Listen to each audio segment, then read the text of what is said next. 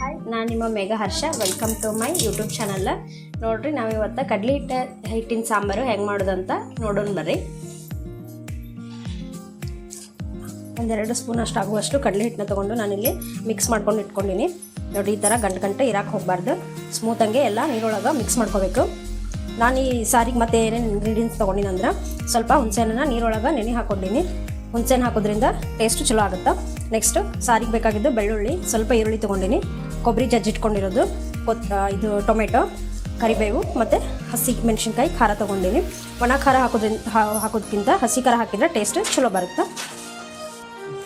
ನೋಡಿರಿ, ಗ್ಯಾಸ್ ಮೇಲೆ ಈಗೊಂದು ಪಾತ್ರೆ ಇಟ್ಕೊಂಡು ಇದಕ್ಕೆ ಎಣ್ಣೆ ಹಾಕೊಂಡಿನಿ, ಅಡುಗೆ ಎಣ್ಣೆನ.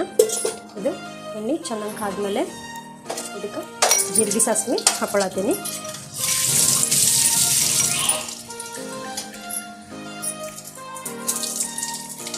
ಜೀರಿಗೆ ಸಾಸಿವೆ ಎಲ್ಲ ಚೆನ್ನಾಗಿ ಚಟಪಟ ಆದಮೇಲೆ ಬೆಳ್ಳುಳ್ಳಿ ಹಾಕ್ಕೊಳತ್ತೀನಿ, ಕರಿಬೇವು, ಈಗ ಸ್ವಲ್ಪ ಹೆಚ್ಚಿಟ್ಕೊಂಡಿದ್ದ ಈರುಳ್ಳಿ ಹಾಕ್ಕೊಳತ್ತೀನಿ. ಇದನ್ನು ಚೆನ್ನಾಗಿ ಮಿಕ್ಸ್ ಮಾಡ್ಕೋಬೇಕು. ನೋಡಿರಿ, ಈ ಥರ ಸ್ವಲ್ಪ ಕೆಂಪಂಗೆ ಕಲರ್ ಆದಮೇಲೆ ಇದಕ್ಕೆ ಟೊಮೆಟೊನು ಹಾಕ್ಕೊಳತ್ತೀನಿ.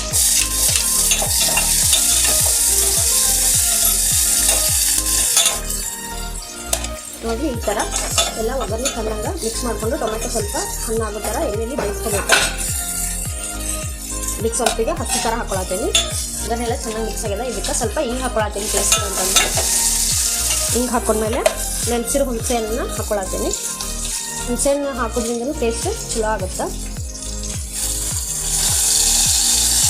ನಮ್ಗೆ ಎಷ್ಟು ಬೇಕಷ್ಟು ಹುಣಸೆಹಣ್ಣು ಹುಳಿ ಹೆಂಗೆ ಬೇಕೋ ಆ ಥರ ನಾವು ಅಷ್ಟು ಹುಣಸೆಹಣ್ಣನ್ನ ಹಾಕ್ಕೊಳತ್ತೀನಿ. ರುಚಿಗೆ ತಕ್ಕಷ್ಟು ಉಪ್ಪು ಹಾಕ್ಕೊಂಡಿನಿ.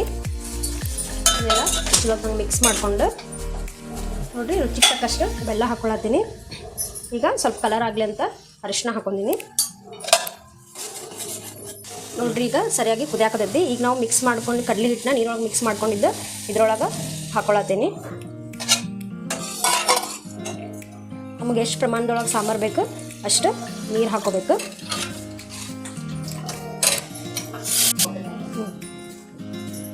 ನೋಡಿರಿ, ಈ ಥರ ಇದನ್ನೆಲ್ಲ ಚೆನ್ನಾಗಿ ಮಿಕ್ಸ್ ಮಾಡ್ಕೊಂಡಿನಿ. ಈಗ ಇದಕ್ಕೆ ಕೊಬ್ಬರಿ ಹಾಕ್ಕೊಳತ್ತೀನಿ. ಈ ಸಾಂಬಾರನ್ನ ನಮ್ಮ ಉತ್ತರ ಕರ್ನಾಟಕ ಕಡೆ ಅಂತೂ ಜಾತ್ರೆ ಒಳಗೆ ಮತ್ತು ಮಠದೊಳಗೆ ಭಾಳ ಫೇಮಸ್ ರೀ ಈ ಸಾಂಬಾರು. ಮನ್ಯಾಗ ಮಾಡ್ಕೊಂಡು ತಿಂದಿರಿ, ಭಾರಿ ಟೇಸ್ಟ್ ಇರ್ತದೆ. ನೋಡಿರಿ, ಟೇಸ್ಟಿಗೆ ಅಂತಂದು ಸ್ವಲ್ಪ ಗರಂ ಮಸಾಲಾನ ಹಾಕ್ಕೊಳತ್ತೀನಿ. ಮಸಾಲೆ ಹಾಕಿದ ಮೇಲೆ ಸಾಂಬಾರು ಕುದಿಬೇಕು, ಅಂದ್ರೆ ಟೇಸ್ಟ್ ಚಲೋ ಬರುತ್ತೆ, ಸ್ಮೆಲ್ಲೂ ಘಮ ಅಂತ ಬರುತ್ತೆ. ನೋಡಿರಿ, ಡೈಲಿ ಬೇಳೆ ಸಾಂಬಾರು, ಅದು ಕಾಳು ಸಾಂಬಾರು ಅದೆಲ್ಲ ಮಾಡಿಕೊಂಡು ಬೇಜಾರಾಗಿದ್ರೆ ಈ ಥರ ಈ ಕಡಲೆ ಹಿಟ್ಟಿನ ಸಾಂಬಾರು ಮಾಡ್ಕೊಂಡು ಊಟ ಮಾಡಿರಿ, ಭಾರಿ ಟೇಸ್ಟ್ ಇರ್ತದೆ, ನಿಮಗೂ ಇಷ್ಟ ಆಗುತ್ತೆ.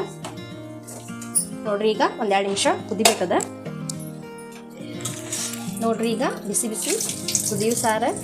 ನೋಡಿರಿ, ಕಡಲೆ ಹಿಟ್ಟಿನ ಹೆಂಗೆ ಕುದಿಯಾಕತೈತಿ ಸಾಂಬಾರು ಅಂದರೆ ಈಗ ರೆಡಿ ಆಗಿತ್ತು ಅಂತ ಅರ್ಥ. ಸೂಪರಾದ ಸಾರು ರೆಡಿ. ಇವಾಗ ಲೈಕ್ ಮಾಡಿ, ಶೇರ್ ಮಾಡಿ, ಕಮೆಂಟ್ ಮಾಡಿ, ಸಬ್ಸ್ಕ್ರೈಬ್ ಮಾಡಿ.